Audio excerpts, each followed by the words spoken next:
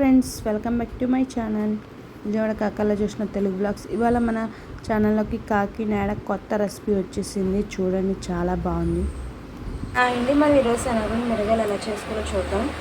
ముందు ఈ పచ్చిమిరకాయ నేను ఇంత గొప్పదే పచ్చిమిరకాయలు తీసుకుంటున్నాను. ఇవి బాగా కడిగేసుకుని చిన్న చిన్న చక్రాల కింద కోసుకోవాలన్నమాట. ఇవి కోసుకున్నాక ఏం చేయాలో చెప్తాను. ఈ పచ్చిమిరకాయలు ఏంటంటే నాకు కారం ఉండవు కాబట్టి నేను ఇవి తీసుకున్నాను. మీకు కారం ఉంటాయనుకుంటే కనుక లేత పచ్చిమిరకాయలు అంటారు చూసారా, అవి అలాంటివి తీసుకుంటే బాగుంటాయి అన్నమాట. ఇంకా ఈ కలర్లో ఇలాగ ఉంటాయి అన్నమాట. ఈ కలర్లో ఉండే పచ్చిమిరకాయలు అసలు కారం ఉండవన్నమాట. ఇలాంటివి తీసుకుంటే బాగుంటాయి. మీరు కారం తినేవాళ్ళు అయితే కనుక ఈ పచ్చిమిరకాయలు ఇలా తీసేసుకున్నా పర్లేదు, ఇలాగున్నా పర్లేదు.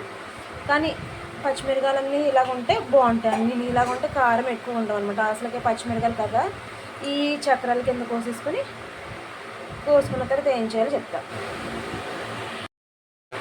అండి, మనం ఇప్పుడు శనగపిండి మిరగాయలు ఎలా చేసుకోవాలో చూద్దాం.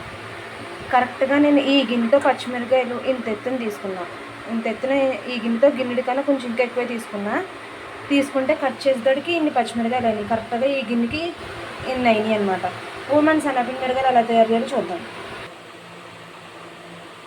నేను ఆల్రెడీ ప్యాన్ పెట్టుకుని ఆయిల్ వేసుకున్నా. ఇందులోకి మనం కట్ చేసిన పచ్చిమిరకాయలు ముక్కలు వేసుకోవాలన్నమాట. ఇవి వేసుకుని దీనిపైన కొంచెం ఉప్పు చల్లుకుందాం. నేను జస్ట్ ఓన్లీ ఏగడానికి మాత్రమే ఉప్పు వేస్తున్నా, పూర్తిగా ఎట్లా ఒక స్పూన్ వేసుకున్నా. అంతకు కావాలంటే ఉప్పు కావాలంటే ఇంకా పడుతుంది అనుకుంటే తర్వాత ఇంకా వేసుకుందాం మనం ఉప్పు. ఇవి బాగా పచ్చిమిరకాయలన్నీ వేగాలన్నమాట. దీని మీద మూత అనేది ఎటువంటి మూత పెట్టకూడదు. ఇలాగా కొంచెం హై ఫ్లేమ్లో ఉంచుకునే దగ్గరుండి కలుపుకోవాలి. హై ఫ్లేమ్లో ఉంటే దగ్గరుండి ఇలా కలుపుకుంటూ ఉండాలి. మీరు లో ఫ్లేమ్లో పెట్టుకున్నారనుకో, మీడియం ఫ్లేమ్లో కానీ ఇంకో రకం పని చేసుకుంటే మనం ఈ ముక్కల్ని కలుపుకోవచ్చు అనమాట. ఇలాగా ఈ ముక్కలు అనేది బాగా ఏగాలి. ఎంత ఎగితే అంత బాగుంటాయి అన్నమాట. ముక్కలు కరకరలాడుతూ ఉండాలన్నమాట. చూసారా ఎలా ఎగుతున్నాయో? ఇంకా బాగా ఏగాలి. చాలా టైం పడతాయి అన్నమాట ఇవి ఏగడానికి. దగ్గర పావు గంట అరగంట పైన పడతాయి.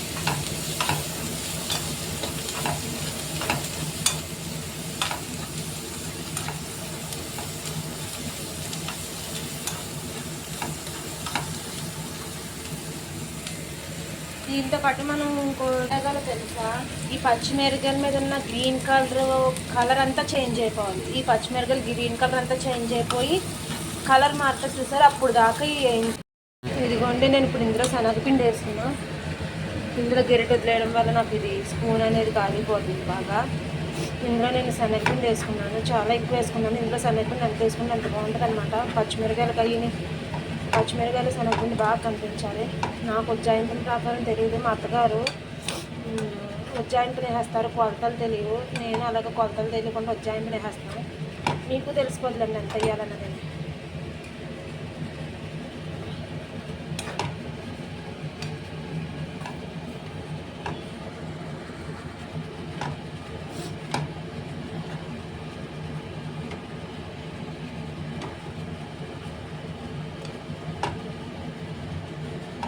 చూసారా, ఇంకా పచ్చిమిరకాయలు కనిపిస్తున్నాయి అంటే ఇందులో ఇంకా శనగపిండి అనేది పడుతుంది. ఇంకా శనగపిండి పడుతుంది. నేను ఇంకా శనగపిండి వేసుకున్నాను. స్లోలో పెట్టి కలుపుకోవాలి, లేకపోతే శనగపిండి మాడిపోయిన స్మెల్ వస్తుంది. అంత స్లోలో పెట్టి కలుపుకుంటే అంత బాగుంటుంది అన్నమాట ఈ శనగపిండి. ఇదిగోండి, నేను ఇంకా అంటే ఒక కప్పు పైన వేస్తాను ఇంకా శనగపిండి అనేది.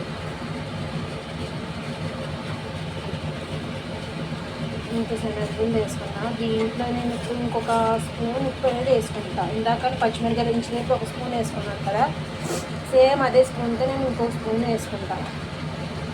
ఉప్పు ఎక్కువైతే మా ఆయన ఇష్టపడరు, అందుకనే నేను కొంచెం ఉప్పు తగ్గించే వేస్తాను. కావాలంటే అన్నంలో కలుపుకోవచ్చు కదా మనం.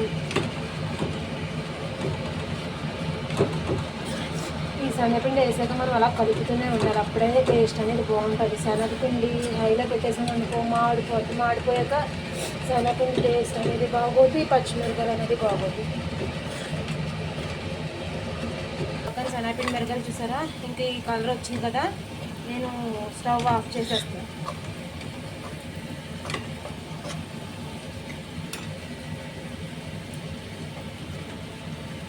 నేను స్టవ్ ఆఫ్ చేస్తాను.